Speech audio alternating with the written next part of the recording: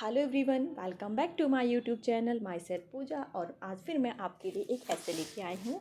ऐसे का टॉपिक बहुत इंपॉर्टेंट है। दिस इज़ ऐसे on my vision for India in 2047। आपका ऐसे है मेरा विज़न इंडिया के लिए 2047। व्हाट इज़ ये है क्या? तो पहले वो देख लेते हैं, एक ब्रीफ डिस्क्रिप्शन देख लेते हैं इसका।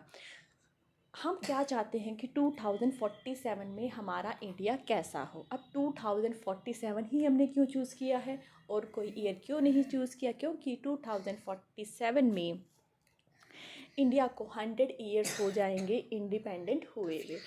2047 में हम 100वां स्वतंत्रता दिवस मनाएंगे। तो इसलिए हम देखते हैं कि 100 सालों में जो ये 100 ईयर्स की जर्नी थी, इसमें इंडिया ने क्या क्या अचीव किया है, वो कहाँ से कहाँ तक पहुँचा है। और हम अपने एज अ इंडिविजुअल हम अपने देश को कहाँ देखना चाहते हैं 2047 में, इसके ऊपर हमारा ऐसे ऐसे बहुत इंपॉर्टेंट। इसके ऊपर ये जो आपके बोर्ड्स के एग्ज़ाम होने वाले हैं उसके लिए भी बहुत इंपॉर्टेंट है ये, तो ध्यान से देखिएगा। डिस्कस करते हैं। स्टार्टिंग मैंने की है एक बहुत ही प्यारे लाइन से, जिसे मैंने कोटेशन दिया है। Make India again golden sparrow, develop broad outlook not narrow, destroy all evil is the main reason, making India great is my vision. In today's time, India is taking the lead in many sectors, be it space, defense, technology और any international platform। हम देखते हैं आज के अगर time की बात करते हैं तो इंडिया काफ़ी सेक्टर्स में लीडर की तरफ वर्क कर रहा है। वो चाहे वो आपका डिफेंस सेक्टर हो, स्पेस सेक्टर हो या फिर टेक्नोलॉजी का सेक्टर हो। इन द नेक्स्ट 24 ईयर्स, अगर हम नेक्स्ट 24 ईयर्स की बात करते हैं, क्योंकि 24 अगले 24 सालों के बाद हम 2047 में पहुंच जाएंगे और वो वही साल होगा जब हम अपना 100वां स्वतंत्रता दिवस मना रहे होंगे। India will complete it's 100 years of independence from facing the 1991 economic crisis. हम जानते हैं कि 1991 में इकोनॉमिक क्राइसिस आया था, to become the 5th largest economy in the world. तब इंडिया 5th लार्जेस्ट इकॉनमी था। India has come a long way. Our PM Mr. Narendra Modi has set a goal of making India a developed country in the next 24 years। हमारे honourable prime minister ने ये goal set किया है कि 2047 तक India, जो कि आज एक डेवलपिंग कंट्री है, डेवलप्ड नेशन बन चुका होगा।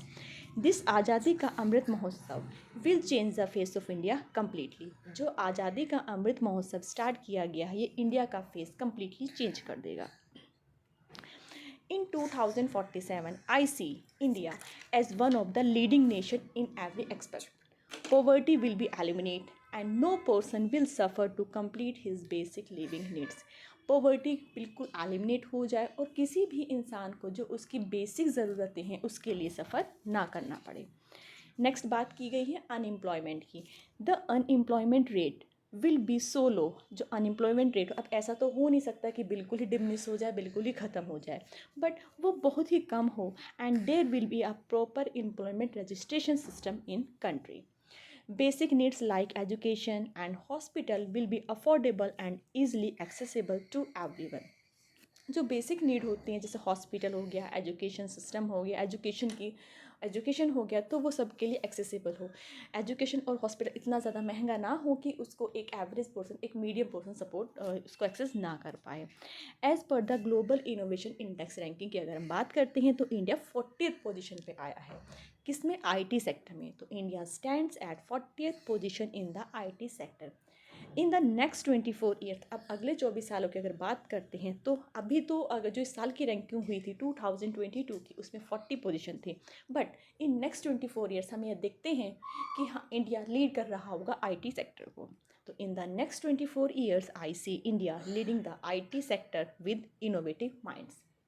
ओके, एक इम्पॉर्टेंट बात, अगर आप इस चैनल पे पहली बार आए हैं तो इसे सब्सक्राइब ज़रूर कर दीजिएगा, क्योंकि अगर आप बोर्ड के स्टूडेंट्स हैं या फिर किसी भी एग्ज़ाम की प्रिपरेशन कर रहे हैं जिसमें कॉम्पिटिटिव का पोर्शन आता है किसी भी कॉम्पिटिटिव एग्ज़ाम की तैयारी कर रहे हैं जिसमें डिस्क्रिप्टिव पोर्शन आता है, सॉरी फॉर दैट, तो उसके लिए बहुत इंपॉर्टेंट हो जाता है, क्योंकि हमारे डिस्क्रिप्टिव पोर्शन में हमें ऐसे लिखना होता है। और ऐसा नहीं होता है कि हमने एक ही दिन में, 10 दिन में या 20 दिन में हम ऐसे प्रिपेयर कर लेते हैं। तो उसके लिए हमें पहले से प्रैक्टिस होनी चाहिए, हमारी राइटिंग स्किल्स काफ़ी अच्छी होनी चाहिए। तो उसके लिए आपको कंटिन्यू प्रैक्टिस की रिक्वायरमेंट होती है। तो चलिए आगे मूव करते हैं।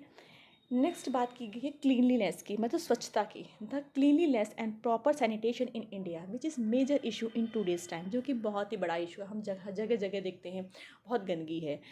तो will be solve in and people will be more aware and participate in the making country clean.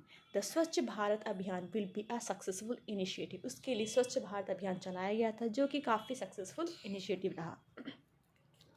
In 2047 I see the Indian economy grow, कि हमारी इकॉनमी वो ग्रो करे। The GDP and per capita income will be improve. Per capita income का मतलब होता है कि हर इंसान की जितनी एवरेज इनकम है वो इम्प्रूव हो जाए। And once again India a wealthy healthy and a leading nation बन जाए। और फिर से इंडिया उसी तरह वेल्दी बने, हेल्दी बने और एक लीडिंग नेशन बने। जैसे पहले भारत को सोने की चिड़िया कहा जाता था, फिर अंग्रेज आए, ब्रिटिश ने रूल किया और इंडिया की कंडीशन ख़राब हो गई, तो उसको हम इम्प्रूव करने की कोशिश कर रहे हैं। हम ये चाहते हैं कि हमारा देश फिर से सोने की चिड़िया कहा जाए। तो ये आज का हमारा ऐसे था कि हम अपने इंडिया को कहाँ देखते हैं, माई विज़न ऑफ इंडिया इन 2047। तो ऐसे कैसे लगा कमेंट करके ज़रूर बताइएगा। अगर आपको इसका पीडीएफ चाहिए तो मैंने टेलीग्राम चैनल का लिंक दिया हुआ है, आप वहाँ से इसका पीडीएफ डाउनलोड कर सकते हैं। And if you are preparing any other government exam, अगर आप किसी भी एग्ज़ाम की प्रिपरेशन कर रहे हैं तो मैंने इसमें ना एक और टेलीग्राम चैनल का लिंक दिया हुआ है। तो अब वहाँ पर आपको जीएस, रीजनिंग, इंग्लिश और क्वांट से रिलेटेड बहुत सारा स्टडी मटेरियल है, तो आप वो आपके लिए काफ़ी हेल्पफुल होगा। तो नेक्स्ट वीडियो में फिर मिलते हैं एक नए टॉपिक, एक नए ऐसे के साथ। तब तक के लिए tata bye bye, take care.